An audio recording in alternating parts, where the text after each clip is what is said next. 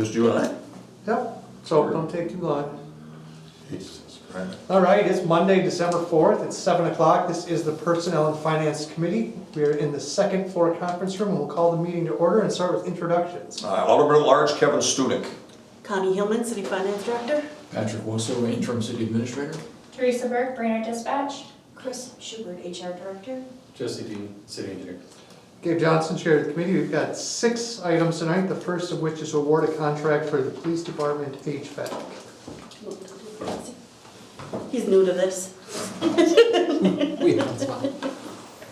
Evening, Mr. Chair. Thank you.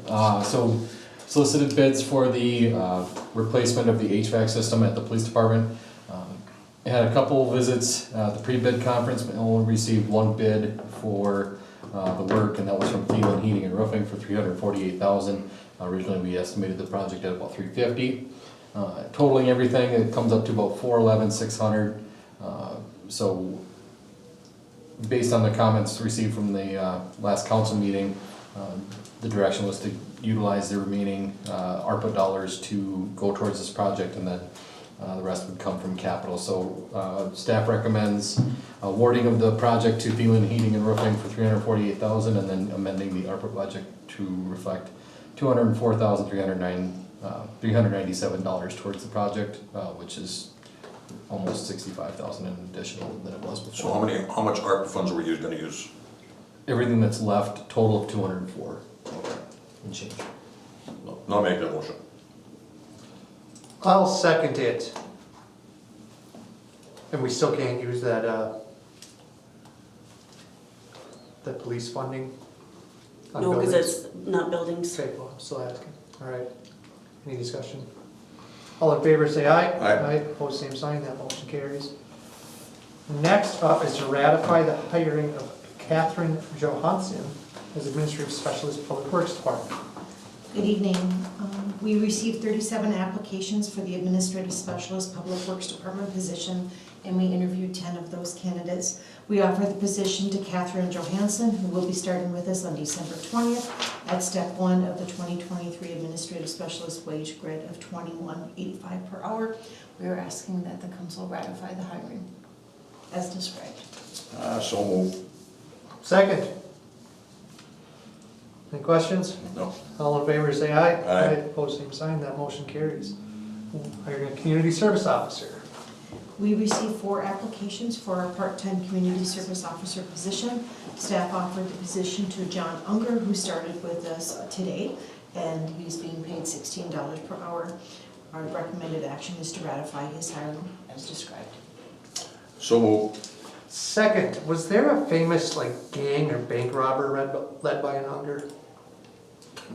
James Unger, the Unger Gang, yeah. Huh. Any relation? We can ask him now. Not that we know of.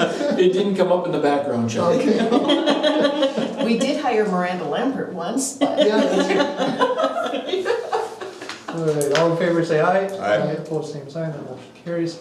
Next up, statewide affordable housing aid. Yes. So the 2023 legislature created the statewide affordable housing aid.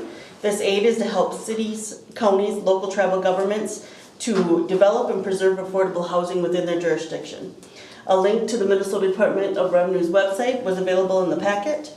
The Department of Revenue will certify the amount each municipality will receive by August 1st.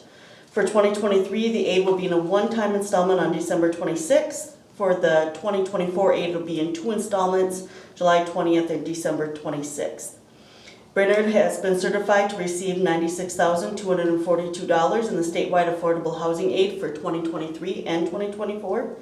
37 cities are certified to receive the aid in 2023 and 24. And just for more information, Crow Wing County is certified to receive $157,496 in 23 and 24. Also included in the packet was the current information available on the use of aid in qualifying projects. Staff feels that the HRA would be better equipped to administer the program to the city, as this is HRA does housing. Staff would also like to explore if this funding could be transferred to the county's HRA, the county HRA's housing trust fund, and be used as a municipal contribution that was discussed on the December 20th council meeting. The funds must be spent by December 31st of the 4th year after the aid was received. And this item is on the agenda for discussion of the aid and to provide direction to staff. Okay, yeah, so Kevin, I requested in writing to have this added to the agenda, so here it is. So we're going to get this money this year and next year. It's gonna be a little under $200,000 each, and Correct. we should have it on the radar and kind of figure out what we want to do with it. I don't think you should waste time looking on if we can give it to the Housing Trust Fund. I think it's pretty clear we can, reading the Just with the program. funds, it's considered that it's, yes. Yeah, so I don't think there's any more research is needed into it, but I would oppose just transferring it to the trust fund as a taxing authority, right? I guess I was looking more as, maybe it was a way that we wouldn't have to tax our citizen for the municipal contribution part of the county's HRA Housing Trust Fund. That we talked about that as currently right now our residents aren't taxed because we have our own HRA. Yep. That's what we were talking about, doing the municipal consent at the last council meeting. I was trying to see if we could use this 96,000 as our municipal contribution to the Housing Trust Fund and not have to tax For our the first few citizens years until, till the funding doesn't. That makes sense. yeah. I don't know if we can or not. That's what we're researching. That's what we would be researching. That makes sense. Yeah, and I think we should, and maybe use the HRA to do it, I don't think we need to make any decisions tonight, but Correct. when we do those small cities grants that we're trying to fix old housing roofs and windows in older housing stock, people who meet income requirements, who don't have a lot of resources, still need to find 30% of the money. So I think maybe we could use some of this money to supplement their 30%, but, which could be run by the HRA who's already getting all the income data and stuff from them. So this is just discussion. Just discussion, hey, the money's coming, let's spend it. Pretty wide scope that you can spend it on, as long as it's housing. And within that financial limits, And the money's gonna be coming in '24, 2023 and oh, 2024. so we'll get it yet this year. Yes. 94 and 94. Okay.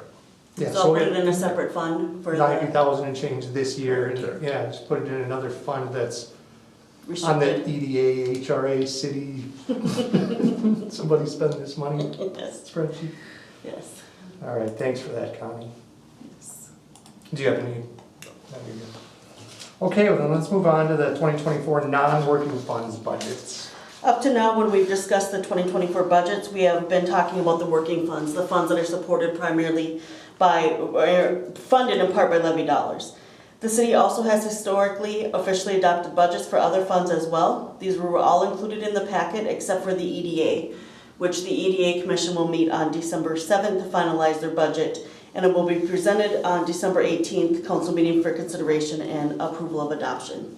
There was a memo included in the packet that explained each of the funds and highlighted items for 2024. So if we go through, we have the transit fund. With the increases in fares that were done in 2023, it is estimated that Brainerd's ridership should exceed the budgeted share of expenditures by about $64,000. Should exceed Should exceed. by $64,000? We should end up with a profit this year. Oh, That's taking So our we- percentage of our Good thing budget we didn't revenues. increase it the second time. Well, we did increase it the second time, just not as much as the recommendation was. Oh, did I vote against that? I don't remember. I hope I did. I hope I did. And granted, this is just taking a percentage of the revenues, once we get what revenues really were. That's good, so we're not at risk, based on this budget, you don't think we're at risk of trying to use levy dollars on the Correct. transit system? Okay, in the next year or two, all right, thank you. Then we have the library fund, and this was the library board approved this budget at the November 29th meeting. You can see that the funding is staying the same from 23 to 24 as the council had directed in the preliminary levy. We have the recycling fund. We are continuing to transfer $1,500 from the storm sewer fund. This is to make up the difference between the free will offerings and the charges for collection of used antifreeze and filters, as well as the cost of the dumpster that is also provided. So, is that 500, people donate $500 a year, 498 and 20? That's what we collect in the box. That's about the 5-year average. Yeah, okay, well, not nothing. Then we move on to the parking lot fund. We're at an average about 89% rental spaces in 2022 with the start of the new high school parking lot. We are currently at 78% rented capacity, therefore the budgeted revenue decreased for 2024. Is that mostly Maple Street opening up? Yes. then? Yeah. Actually, we do have some lots open in the alley and in the Burlington. That Do you have Burlington Northern? I do believe we Say do. I have a parking spot in the alley, want to switch to Burlington Northern. Just or call and we can call switch City it. Hall? All right. Mhm. Yes. Then we have the Mayor's Contingency Fund, which is I missed the Permanent Improvement Fund. This is just the levy that we levy for the permanent improvement. We transfer the funds out to go to the road construction fund.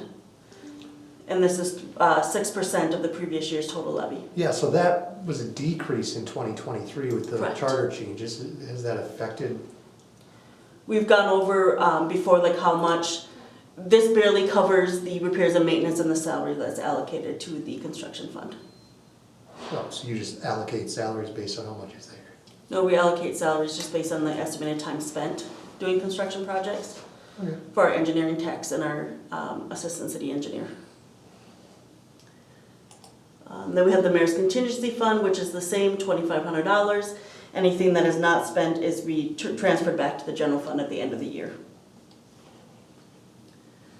Then we have the Sanitary Sewer Fund. This is an enterprise fund, so the accounting is a little different from the other funds that are presented. We have increased the budgeted charge for services based on the rate study and the implementation by council. The repairs and maintenance line reflects the portion of the road projects that are not capital in nature.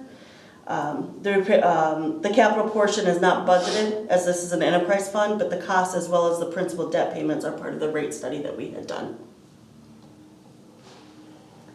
And then the last one that we have tonight is the Storm Sewer Fund.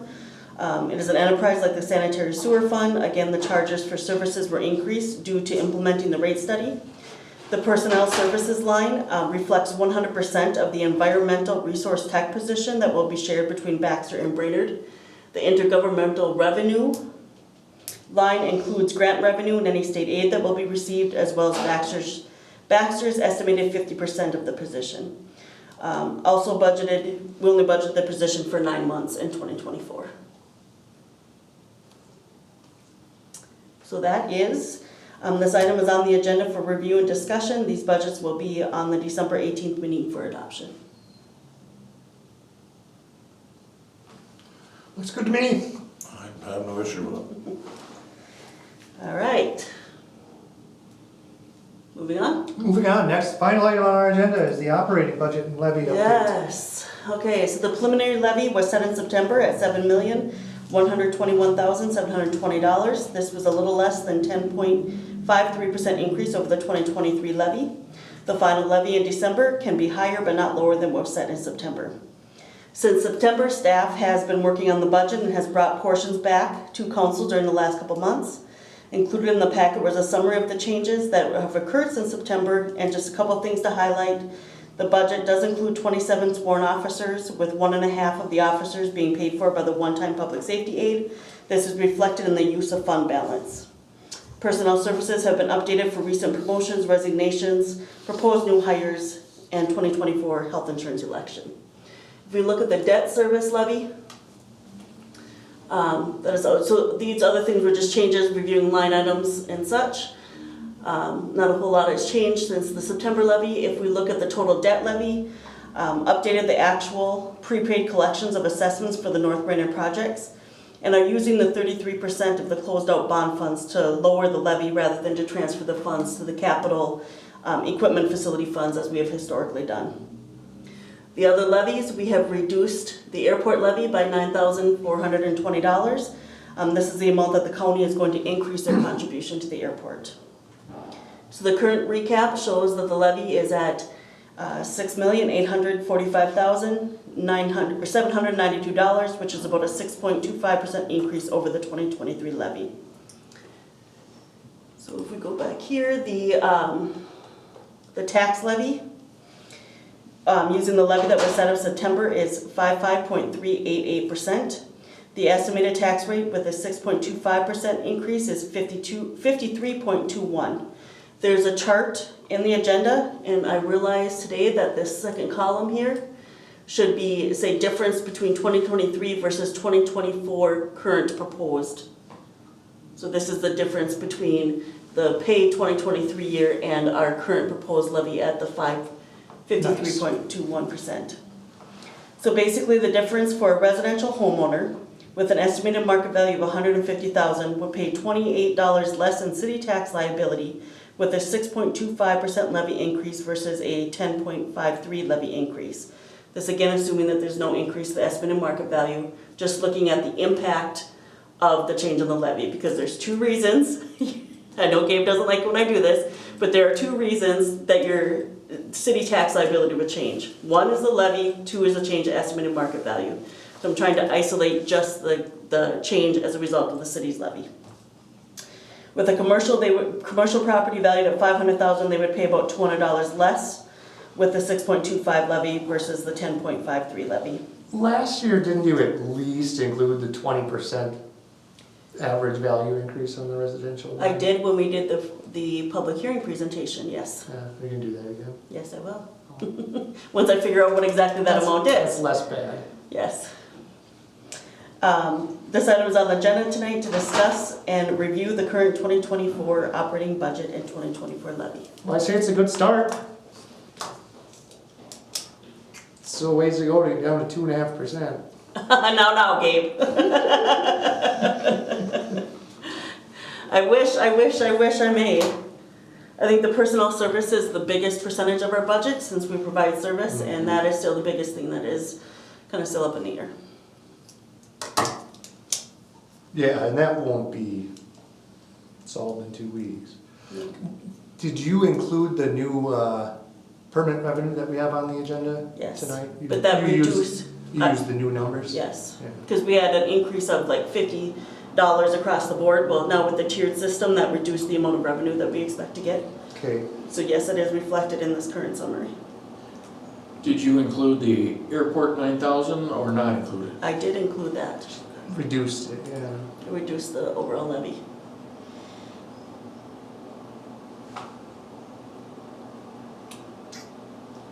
Okay, Well, all right, Keep working, Keep but working Monday on the night will be calculator. 6.25% yeah, I think that's fine for this, yeah, we'll see, for the public for hearing. the public hearing. And we're still diligently Yes, we are. clicking our calculators trying to find. ways We to are. save. We are.